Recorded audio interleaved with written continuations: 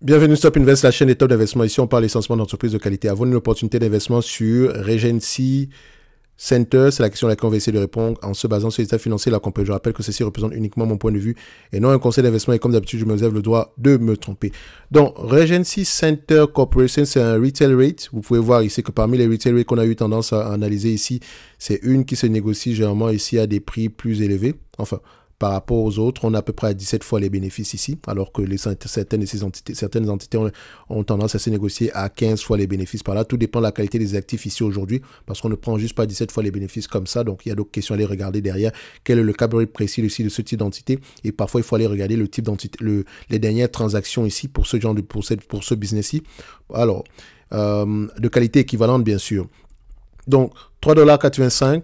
Et ce sont des datas que vous pouvez retrouver ici. 3,85 $ ici, AFFO attendu d'ici 2025 par rapport au prix actuel, à peu près une soixantaine de dollars ici. Ça donne un rendement potentiel de 6,41%. Donc on peut déjà voir ici que techniquement, ça ne va pas nous intéresser avant les 48 $. D'accord? Maintenant, tout va dépendre du niveau d'endettement.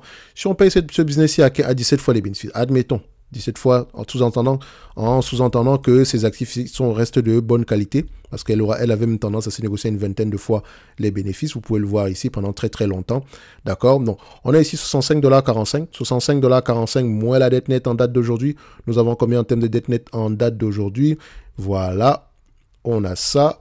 65,43 $, moins, disons, 25 $ ici. Donc, on va mettre 65,43 $ moins 25, on a à peu près aux alentours d'une quarantaine de dollars. Quarantaine de dollars ici, est-ce que c'est en dessous de 10 fois les bénéfices nets ici? Non, d'accord.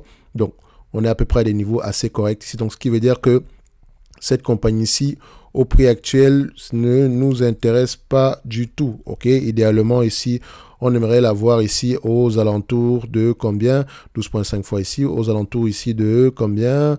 Idéalement, on aimerait la voir aux alentours de 40,43 $ ici. Donc, si vous prenez 40,43 ici, c'est presque à, voilà, par rapport aux bénéfices nets attendus à cette période-là, c'est presque ici à 10% de rendement. Ok, tout simplement parce que le niveau de dette ici, même s'il est à 25 $, est-ce qu'ils peuvent repayer la dette ici en enfin, pas 3 années, hein, divisé par 3,85 ici. Ils peuvent la repayer ici en moins de 7 ans avec les bénéfices, avec les AFFO. Donc, au prix actuel, je veux dire, je pense que l'entreprise, on pourrait dire qu'elle est juste correctement évaluée sans plus. Ok, c'est pas une opportunité d'investissement extraordinaire, mais c'est peut-être une entité ici qui a de bons actifs, vu le niveau de valorisation qu'elle a eu tendance à avoir ici. Peut-être également qu'elle est louée à un pourcentage assez élevé ici par rapport aux autres entités dans le même secteur d'activité. Donc on peut le voir ici, en market, Generation Space, etc. Bref, je vous encourage à aller lire à peu près qu'est-ce qu'il raconte dessus, sur cette compagnie-ci. Mais ça peut être intéressant à voir en watchlist. D'accord? Est-ce que le prix actuel, le dividende actuel est intéressant? Ça va dépendre de tout un chacun. Hein. D'accord? Pour moi, ici, je pense qu'on a vu des dividendes sur le même type d'activité ici. Voilà. Peut-être qu'avec le même niveau de risque, on a eu des rendements plus intéressants que ça. OK? Donc, c'est un business ici. Si on prend en considération la dette ici, idéalement, on aimerait l'avoir aux alentours d'une quarantaine de dollars. OK? Une quarantaine de dollars par là. Parce que si vous prenez le 12,5, 8% de rendement ici, voilà, c'est juste un niveau assez correct ici. OK? Donc, ce n'est que mon point de vue. D'accord? Comme je l'ai dit, les rates ici, c'est vraiment l'étude du bilan, la santé de l'activité même. Donc, il faut aller plus en profondeur que ça. OK? Donc, moi, je fais sur un rendement sur coût plus élevé par rapport à mon coût d'acquisition. Donc ici, quand on prend on sera à peu près aux alentours de 10% par là. Pourquoi pas?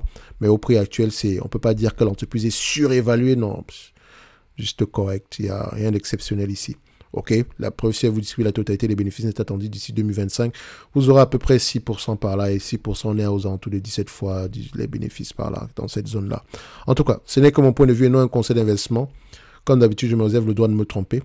Ok, un like, un abonnement, un commentaire, ça fait toujours plaisir. En lien dans la description de la vidéo, vous avez la top newsletter qui est gratuite. Merci.